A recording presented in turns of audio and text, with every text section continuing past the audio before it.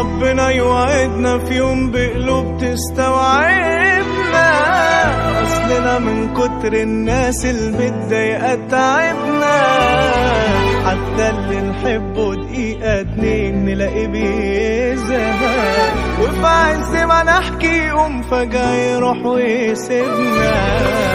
ربنا يوعدنا في يوم بقلوب تستوعبنا، اصلنا من كتر الناس المتضايقة تعبنا، حتى اللي نحبه دقيقة اتنين نلاقي بيزهق، وفي عز ما نحكي يقوم فجأة يروح ويسيبنا.